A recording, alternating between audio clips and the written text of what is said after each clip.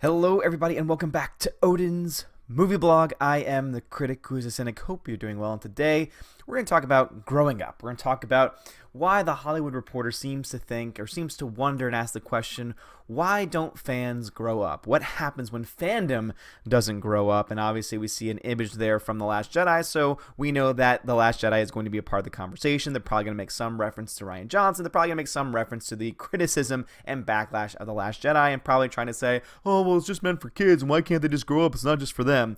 I'm sure that's the where this article is going to end up going, but let's actually see what they say. So, adults are insisting childhood brands from Star Wars to Marvel continue to cater to them, but does preserving the past limit the future? Well, I'll just go ahead and say right there, when the future, or rather the present, is stupid and sucks at a objective level, then no. It doesn't limit the future. The thing that's limiting the future is the fact that they're trying to leave behind good storytelling, good character development for this crap that they're putting on TV now. I mean, it's just amazing to me. I'll throw on a random TV show, or I'll just see in passing when flipping through channels, I'll see a random TV show on that I've never seen before, and I'll think to myself, what in the hell am I watching? What in the hell is actually going on screen? I mean, my dogs are obviously feeling the same way by showing their anger and frustration, but it just does beg to ask that question, like, what is it that they're actually putting on TV? Because it's not made for anyone, it seems like. I mean, it's made for that lowest common denominator. It's made for those kids who just are going to laugh because something happens to happen on screen, just because something happens to show up. And to me, that's not a good story. A good story is a good story. You can have good TV shows that are geared towards kids that have good story elements. I'm watching one right now called Clone Wars. That show was definitely not, when they were writing that show, I guarantee you they were not thinking, I wonder what hardcore Star Wars fans really want. I wonder what adults want to see. Let's make it a show for adults. They made the show with kids in mind. However, they did not let that be something that would lead them to sacrificing story elements and character development. And I think that is what people like The Hollywood Reporter and all these other people who are calling the Phantom Menace man babies and etc., all these other things, even though they're not, even though any of those phrases are not actually based in reality, the reason why is because they just fail to miss the whole point, which is that, no, we're just getting bad stories. Bad storytelling is the problem. It's not because fandom isn't moving on. It isn't because fandom isn't growing up. It's because the fandom is being constantly reminded, oh my goodness, things were so much better back then. And I know that you're going to say, oh, you're using that, you're kind of proving their point. No, it's because they think that things were better back then. It's because they were better written. It's because they had better characters with better character arcs, storytelling, all of these things. And it's just something that Hollywood Reporter and a lot of other people just are tending to miss. It's the same reason why Marvel is made for a lot of people. And that's why a lot of people go to see it and a lot of people like the films, because there's better storytelling right now going on in most Marvel films than in the Star Wars films that have been going on right now. And the reason why is because that's that question of, who is this made for? Who is this being written for? Who is this being made for? And that's the question that writers at The Hollywood Reporter, people in the journalists, and also obviously movie critics nowadays too, they're not asking those kinds of questions when they should be, because it seems to be very plain, at least when it's, when I'm looking at it. But let's actually read some of the article. There's a proverb that says, you can't take it with you, popularized by playwrights George S. Kaufman and Moss Hart in their 1936 Pulitzer Prize winning production of the same name. You can't take it with you. Yeah. You could also, good. I'm glad that they make some biblical reference back to Corinthians, because I was going to say, you can't take it with you. Pretty sure it's been a major tenet of Christianity for a very long time, but you know what? The expression was in reference to our inability to take our material possessions with us to the afterlife, though opinions differ on whether this advice is a suggestion to spend freely or to not worry about collecting pricey materials possessions at all. The conclusion being that our possessions only have worth in the present, or that they may not have as much value in the grand scheme of life. And again, I stand by this. Again, as a devout Catholic, I stand by this statement that there are things that we hold on to too tightly. There are things in this world that we put more worth in than we probably should. There are things, obviously, that are more important going on in the world around us, but I still go by and still stand by the defense of people who are angry with the current state of Star Wars and the current state of fandom in general, mostly because of the fact that that doesn't mean that we can't enjoy the things of this world. The thing is that the main point is that we have to have a proper balance. We have to understand what is actually important, and we have to keep those things in perspective. There's nothing wrong with enjoying something, and there's also nothing wrong with objectively talking about why, objectively speaking, these stories that we're getting now in not just kid shows, but also in the mainstream films that we're getting from Marvel, DC, wherever you want to call, that they're not good, that they're just not well written. It's not that they're not made for us, it's just that they're not made for anyone. Or if they are made for anyone, they're made for that least common denominator, which is just bad, lazy storytelling. All right, let's see when this actually gets into something good. From superheroes, Star Wars, fairy tales, and cartoons, the things many of us loved as children remain something we love today, protectively, passionately, even problematically. This fierce nostalgia is arguably even more common with millennials, whose instantaneous embrace of the internet has allowed very few childhood staples to slide through the cracks in memory. Even if we're not buying lightsabers, Hulk hands, or Barbie dream houses anymore, these characters and concepts are possessions that reside within many of us and sometimes define a key aspect of our identities. Okay, well, obviously that is... there is truth to that, because it is a part of who we are. And we are our history, what we watch, what we bring into our lives becomes a part of who we are. Whether it's film, television, religion, all of those things become a part of who we are. So you're absolutely right about that. But the thing is that you're trying to turn this into some kind of negative to try and make it so. Here's what bothers me about this article already, is that they're going to try and make this point that people are holding too tightly to these things. But at the same time, they're going to try and defend the people who themselves are already also embracing that same thing, just on another level, just on another side. It just doesn't work. Like, again, if you're going to try and make this argument, then you have to stay consistent with the argument. You can't just, say it for one side and then not apply it to the other. It just does not make any sense whatsoever. And again, I ask the question, who are these films, who are these properties being made for? That is the question that we always need to ask. If you take a brief perusal of the Twitter reactions to the teaser for the live-action Kim Possible TV movie that Disney Channel released last August 10th, you'll find plenty of opinions from people upset with the casting, claims it could never live up to the cartoon, or fans hyped with the addendum that this is for us, not the kids. These passionate, often volatile responses about a once popular kids cartoon are overwhelmingly from adults. Similar sentiments came after Nickelodeon announced a CGI animated version of the Rugrats and released an image of the updated Chucky. More alarming were male commentators on Twitter photos for the new She-Ra cartoon, noise that basically resulted in a claim that the cartoon character should be hotter and closer to the depiction of the character in 1980 filmation.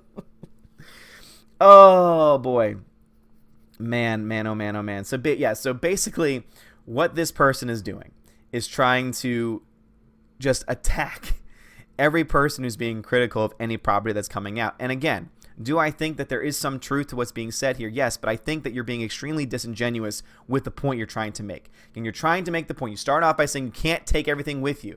Okay, well, I can't take this article with you. You can't take your career with you. So why do you do it? Why do you write these articles if you know that you can't take these things with you? I'm sure you're passionate about something. Why do you have that passion? You can't take it with you. See, the problem if you become so rigid in that stance is that when you actually start to try and live it out, it's just one of the things. There's always going to be something that's going to call your attention. There's always going to be something that is going to be interesting to you. And that's why I said it's all about perspective. It's all about understanding what is actually important in the world and what are the things that we need to focus on while also still being able to enjoy the things in life. That is what it all comes down to. So it's just amazing to me that there are these media elites who sit on their ivory towers who think that they can just preach to the masses when in reality they're just a bunch of hypocrites. They can't live up to their own message. Again, so I asked the person who writes this article, what are you passionate about? Because I guarantee you there is something that you are passionate about. And also, did you like the new Star Wars films? Do you like the new Marvel films? Why do you like them? Again, is it because that they're made for you? Is it because they have good storytelling? Why do you like them? There's nothing wrong with having these passions as long as these passions are correctly ordered. Again, getting into my theology soapbox for a second. As long as our passions are ordered properly, that is what we are called to do. And obviously, we need to understand that there are things out there in the world, especially with all the chaos going on. I mean, the storm season going on in the Pacific right now has been insane. So obviously, keeping these things in perspective is important, but doesn't mean that we can't have these enjoyments. Does not mean that we cannot enjoy these films, enjoy sports, enjoy anything. But again, you're trying to attack fans here, and you're trying to attack people while pretending like you just are not you're not a part of the problem, like pretending that you don't do any of this yourself. That last comment too, saying, "Oh, the whole She-Ra thing." It's like, no, the reason why is because the She-Ra remake looks nothing like the original She-Ra. It's not the whole, oh, it's because she's on his hat. It's like, no, it literally looks nothing like the original She-Ra. That is why people are upset about that, and about all these other things too. The reason why is because if the new animation style or if the new approach cannot be backed up with good storytelling and good writing, then I'm sorry, but it's got nothing for it. Again, I can understand what it's like to fall into the weeds, be nitpicky on certain things, but that's the reason why people are not being critical of the new, for example, Star Wars Resistance trailer because of the animation. Though there are some people who say it's not my favorite type of animation. The reason why is because what is being portrayed on screen, what is being presented and what the story is going to be about, what the characters are going to be about, is just not interesting. It's just not good. And you can say, well, it's not made for you. It's not made for the adults. Well, then who is it made for? Because if it's made for kids, it's being made for that least, that smallest common denominator of people who don't understand anything. And I'm sorry, but that's just cheap. That's just cheap and lazy. You can create good stories. I mean, good God. Look to the old school cartoons like Rugrats, Animaniacs, all these other things. Those were shows made for everyone. Obviously, they were geared towards kids, but anyone could enjoy them. I can still go back as an adult and rewatch those shows and say, man, there's a lot of really good messages, really good storytelling, good character development, even in these cartoons, even in these kid shows. So the problem when you're trying to call out people as man babies or trying to criticize them because they're adults who are reacting in this way to these certain things is just, again, you're not being genuine, first off, and also you're ignoring just the reality of the situation. It boggles my mind how these people just keep going. So this feeling of ownership stems from an idea that kids today don't care about certain characters anymore, at least not in the same way as those who grew up in the late 80s or 90s. It has nothing to do with these things. It's the fact that the characters just aren't good. They're just not good. But there are also properties like Gargoyles, Animaniacs, and So Weird that would draw a blank for many kids today. No, they wouldn't. That's why, I mean, again, the reason why I stand by that statement, that I think that if I raised my kids watching these shows, they would get it. They would understand it. They would still be able to connect to these shows. Why is that the case? Because the shows that you just mentioned have good story elements and good characters. And that's what it all comes down to. Does a story, whether it's a cartoon or a rated R film, does it have a good story with good characters? Because that's what most people care about. And it doesn't matter who the show is made for initially. If it has those things, people are at least going to be able to respect it or at least be able to be drawn out by it. The problem is that the stuff that we get today is just not. And that brings us to, again, what this is likely responding to, because obviously you had, again, what was at the very beginning of the article, The Last Jedi. So this is obviously trying to be a way of going after Last Jedi critics. We look to The Last Jedi. What does it lack? Good characters and good writing. Oh, why are you talking so much about the original trilogy? You want to know why? Because there were better characters and it was well written. And again, that's coming from, me, who, again, will be very honest and say that the dialogue in the films is not the strongest. But again, the story is still very good. The prequels, for example, terrible writing from dialogue, but still very interesting, compelling stories, and also a cohesive unit. What we have today in today's Star Wars is we have a totally, there's just no cohesion to the stories at all. If you were to just take someone who had no knowledge of Star Wars and put the films on screen, they would say, what in the hell is going on? Why did they do this in this film and now we're doing this in this film? It doesn't make any sense. Why? Because narratively, it is flawed. Narratively, it has problems. And that is what the biggest thing. So again, it has nothing to do with fandom not growing up. Richard Newby of The Hollywood Reporter. It has nothing to do with that. It has everything to do with, are there good stories with good characters, or are we just getting garbage? And if we are just presenting garbage to our kids, if we are just going to say, oh, it's not made for us, if that's going to be the defense that you have, when in reality, from an objective standpoint, it's simply because the characters in the story are not very good, then what you're doing is you are dumbing down our children. You are dumbing down them, and you are providing them an environment and a culture, because that, again, what is culture made up of? It's usually made up of TV shows, movies, all these other things in the pop culture. That is what creates a culture. So you're creating a modern culture of laziness and stupidity. And it also helps to explain why we see youth growing up today being the way that they are. That's just my own opinion. That's just my own thought on it. But guys, what are y'all's thoughts on this? Do you think that there's anything to what this person is trying to say, that fandom needs to grow up? Or do you think, like I do, that it has nothing to do, or has less to do with the fandom and more to do with the shows that are actually coming out, and how, objectively speaking, there were better shows? Were there bad shows back then? Absolutely. Because again, there were shows that tried to appeal to that least common denominator, again, the dumbest audience. The kids who would just say, haha, that was funny because it was loud and crazy. There were shows like that.